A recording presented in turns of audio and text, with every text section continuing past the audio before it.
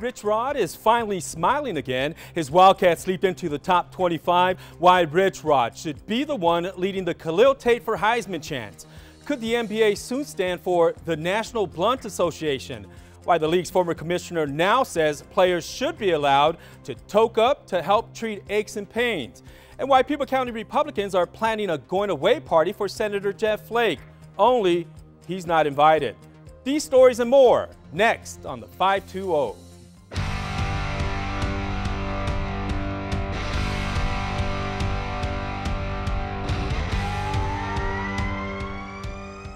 Well, it's week 3 of the 520. I'm Steve Nunez. And I'm Artie Mata the fourth. Now, the college football rankings just dropped on us, and 2 SEC teams are in the top 4, including Georgia, Alabama, followed by Notre Dame and the Clemson Tigers.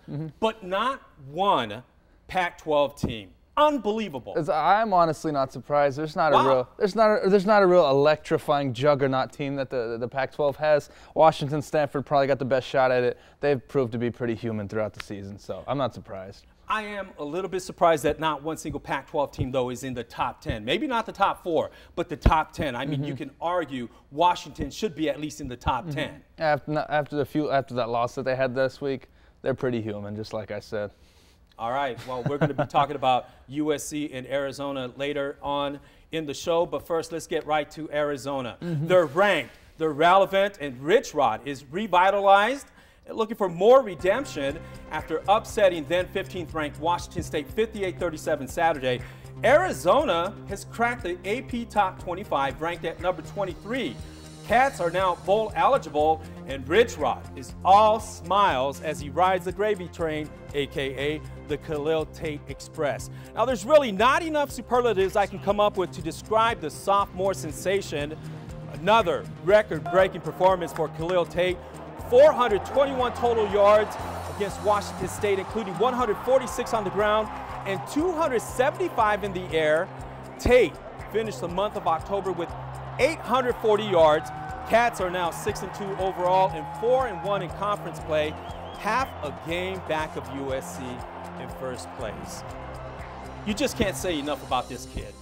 Absolutely incredible. And he seemed to get everybody's attention from all the way from USA Today and all the way down to Tucson's 1290 AM. But perhaps some would argue that he's not getting enough attention, because I don't think he is. I don't think he is either. Of course he's not. And even Rich Rodriguez would only talk about Khalil Tate when he was on Jim Rome this morning. But it doesn't seem like anybody past that is giving him the recognition he deserves. All right, look at Tate has won the Pac-12 Offensive Player of the Week.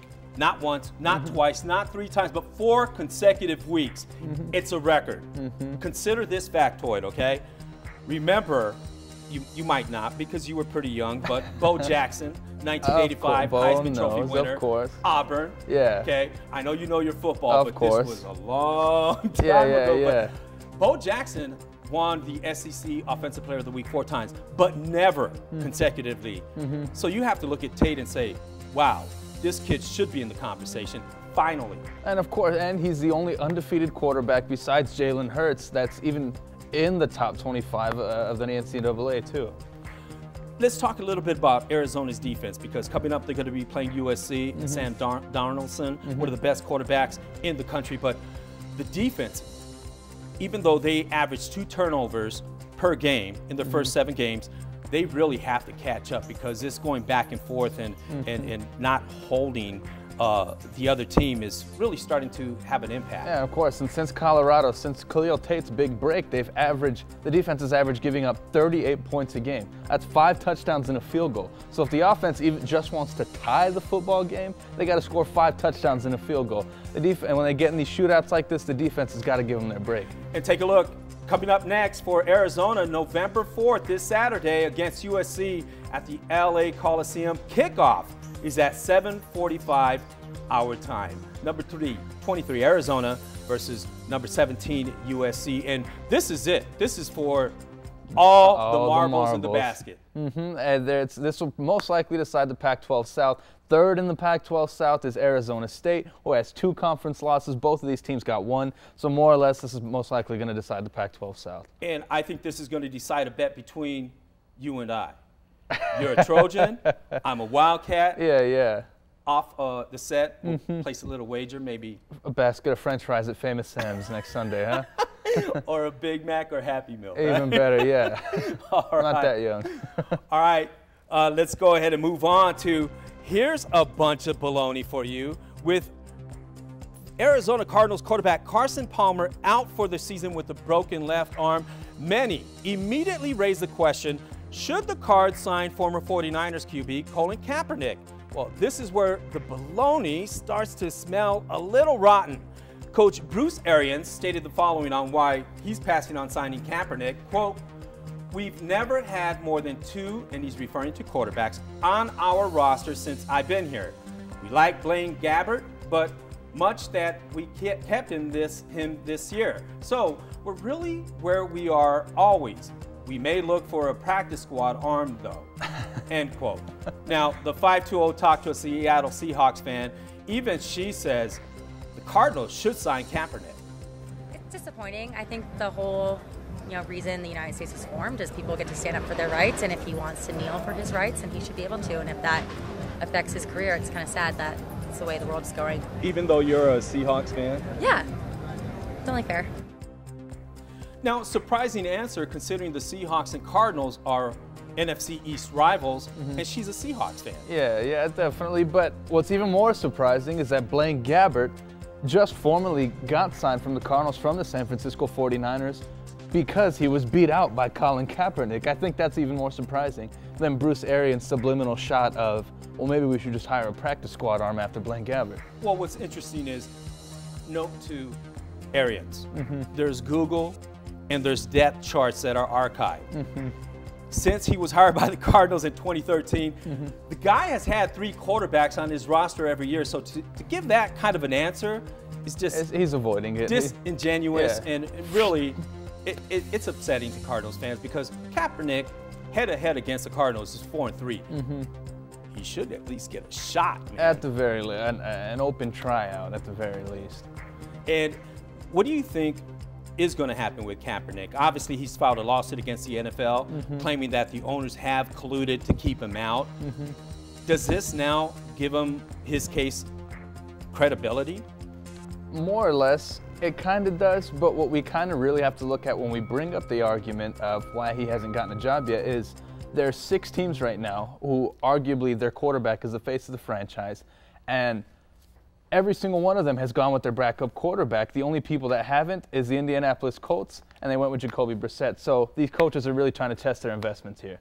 All right. Well, it's one whopper of a pay raise, but not many people know about Proposition 406. If passed, Tucson's mayor and city council members will get a 65% bump in pay.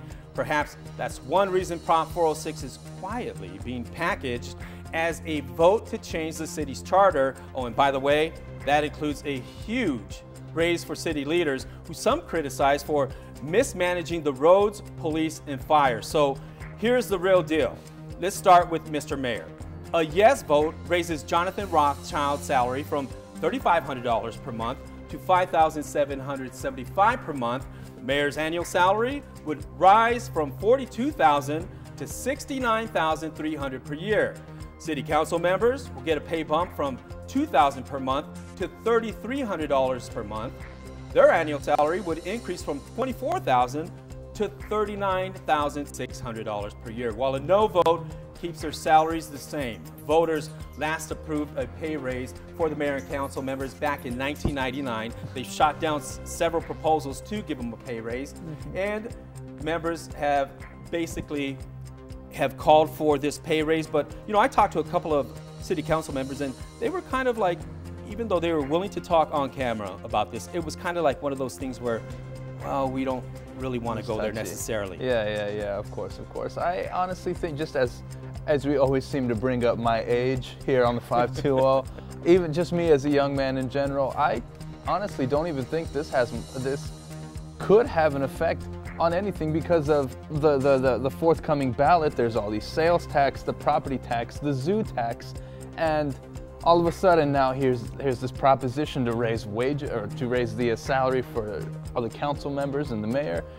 It's a little absurd to me at this point. Well, some would say if you pay them more, then you'll lure better candidates, you'll get rid of some of the nepotism, you'll bring in new blood, new ideas, possibly have a more diverse council member because of the fact that you need some Republicans on there to kind of battle around some ideas. Yeah, definitely, and I don't foresee Arizona in the near future being anything but red. And an interesting thing about a pay raise for the council members, after serving 5 years on the city council, they do get a pension. Plus, they do get a car for free to get to drive around. But of course, they have to spend their weekends hugging babies, kissing babies, shaking hands, and doing all of the above work. Trying hot dog stands, stuff like that. All right, in a bombshell, Arizona Republican Senator Jeff Flake announced last week he is retiring and will not run for re-election after his current term expires in 2018. In his blazing speech delivered to a stunned Senate, Flake blasted and denounced President Donald Trump for his behavior. The personal attacks, the threats against principles, freedoms and institution, the flagrant disregard for truth and decency, the reckless provocations, most often for the pettiest and most personal reasons, reasons having nothing whatsoever to do with the fortunes of the people that we have been elected to serve. Now, I got a chance to interview David Eppenheimer. He's a Republican Party chairman for Pima County. Eppenheimer says, good riddance. He says his time to retire and write books for Flake could not come soon enough. His speech on the House floor shocked a lot of senators, Republican senators. Is this just his way of going out with a big bang? Oh, I think absolutely. That describes it completely. This frees him up to be a thorn in President Trump's side. He knew he was going to lose. I think the last poll that was taken, he was 18%. I mean, that's pretty low. He wasn't going to win the primary. So there's no love lost? No love lost. Is President Trump behaving presidential? We think he is. What he's doing is unusual. If you look at previous presidents all the way back in the history of the presidency, you'll find people like Andrew Jackson behaved in an unusual way for the time. And he is different and unusual and not following the mainstream way. All right, being a young voter, do you know who Flake is? Have you seen him in Tucson? Do you know anything about him that would make a difference whether he stays or goes? I honestly haven't. We've seen a whole lot more McCain than we have Flake, so seeing his name up on the headlines as a 19-year-old, this is the first time I heard about him. And you're kind of surprised that there wasn't more backlash against him, especially from President Donald Trump tweeting against Yeah, there Flake. wasn't some, he's personifying the ideology of the fake news, just absolute tragedy. I mean, there was nothing like that. That honestly surprised me because that's something that happens even when Meryl Streep has a little tidbit to say about this guy. All right, well, when it comes to attracting film production, why is the state's film office failing to reel in more filmmaking in Arizona? The new movie, Only the Brave, which tells the story of the 19 Granite Mountain hotshots who died in the Yarnell Hill fire in 2013, was filmed in New Mexico instead. One reason, Arizona does not offer tax incentives for movie makers. Now, again, we talk about you being a millennial and everything like that, okay? What was the last movie you can recall that was made maybe not only in Arizona, but more importantly, in Southern Arizona? Quickly. Let's see, Transformers for 30 All right. seconds. And, but there's only 30 seconds of the movie. The Hangover 3 for 30 seconds in Nogales. Well, Transformers was filmed at the Boneyard. Yeah. Davis-Monthan Air Force Boneyard. But we only saw, what, 30 seconds? And they said it was the outside of the Smithsonian. It wasn't. They didn't even say, "Hey, we're in Tucson. Let's have a good time." What about a big famous movie, sports movie, like Jerry Maguire? Remember that? Major League. 90s. That was filmed in the 90s and everything like that. Yeah, but recently, and what it's doing too is that it's sort of just forcing these young men and women, all these students, They're a creative outlet for filmmakers in Arizona. One of my closest friends, his name's Christian. He's getting forced to go be a filmmaker out of state. He cannot be based out of Southern Arizona because there's simply no incentive. There's no outlet for them to do so here in Southern Arizona. Well, let's look at the numbers and the reason why filmmakers are leaving or skipping Arizona and going to states like New Mexico, because New Mexico offers a state tax credit, 25% for movies, 30% for TV shows, and last year New Mexico earned $397 million off tax credits, went right back into the community, right back into the economy. Amazing numbers that this state is missing out on. And we're talking about roads, we're talking about that's a win-win. Tax hikes. Yeah, that's a win-win. It's incredible that we're not attracting more movies, especially more Westerns. Let's go back old school, right? Film like the Tombstone 2. Yeah. Well, former NBA Commissioner David Stern raised more than just squinted eyes and smoke after he said medical marijuana should no longer be on the league's list of banned substances. Why is this a shocker? Under his watch, Stern tightly enforced a strict marijuana policy because he said some players were playing high. He also points to the legality of medical marijuana in Arizona, Alaska, California, Colorado, Massachusetts, Nevada, Oregon, and Washington. Look at the NBA versus the NFL. More of a cultural and recreational type of thing as far as players wanting or needing to smoke marijuana than necessity. Of course it is, and just first and foremost, I can personally agree with David Stern. I mean, see, that's where I disagree with you. Of course, I mean, of course, it is prescribed to them. It is their medication. Are we going to tell somebody not to take their medicine? Look, I would tell an NFL player, yes, take the medicine, toke up, do what you have to do. Yeah. Why? Because they're the ones who are actually getting physical. They're the ones who are getting concussions. They're the ones who are taking hits. Unbelievable. Hits like never, ever before. Guys are faster, stronger, hit harder. Yeah. NBA is soft today. Now, if it were in the 80s when I was growing up and watching the Bad Boys, the Pistons, yeah, and they were knocking Michael Jordan on his butt and elbowing and punching and everything else, okay, you're an NBA player, you're getting some bruises, you're getting battered, use medical marijuana. But in this case, it's soft now. Yeah, that's right. I think that's a little unreasonable to ask an NBA player not to take a prescribed medication just because there's so many Kyrie Irvings and Chris Paul in the NBA. I say let them do it. Well, I really think that when you look at the NFL with its strict policy on marijuana too, Jerry Jones is actually leading the way for the NFL to ease up on the ban and allow players to smoke medical marijuana. But again, it's because those players, man, take a beating every Sunday for our entertainment. Of course. Even though they're smoking weed in the NBA for their entertainment. Well, you've heard the phrase, oh, no, you didn't. Well, here at the 520, we're not afraid to tell it like it is with, oh, yes, we did. Shall I start? Go for it. Okay. We've talked about the Pac-12 and the Pac-12 network and its scheduling of games. Okay, think about this week's game. USC and Arizona.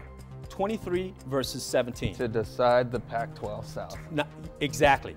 And an opportunity to feature two really prominent teams, okay? So the Pac-12 decides to start the game at 7:45, 10:45 Eastern time, which means everyone in the East Coast is going to have to make a pot of coffee just to stay up and then miss out on Khalil Tate. Of course. And my gripe with the Pac-12 is they've yet to reach a deal with DirecTV. They only have 20 million viewers, and they're not doing anyone, especially Khalil Tate, a favor. Especially, and the game's in the hotbed it is, right in the middle of Los Angeles, and they still have absolutely nothing to do with this. I mean, you get fired the Pac-12 commissioner yesterday. That looks like it's where it's going. All right. Well, I went there. Yes, I did. Yes, he did. Yes, he did. You go for it. See what you got. And oh, yes, I did. The Pac-12 PR, the Pac-12 marketing, get a hold of Khalil Tate.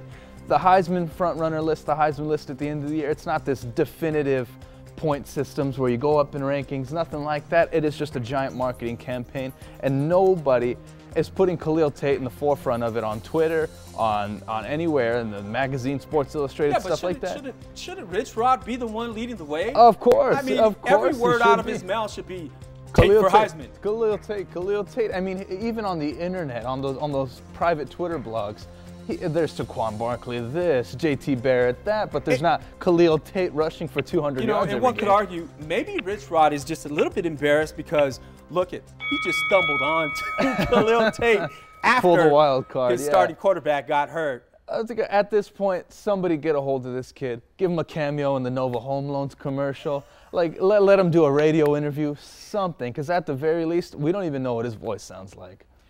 Hardly. Hardly. He's a very quiet kid. Yeah. Great personality, quiet kid, incredible quarterback that's going to take Arizona over USC this weekend. Mark my word. French fries.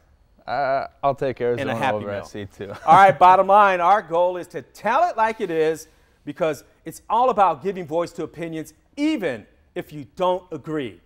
I'm Steve Nunez. And I'm Marty Mata IV. Join us next week on the 520.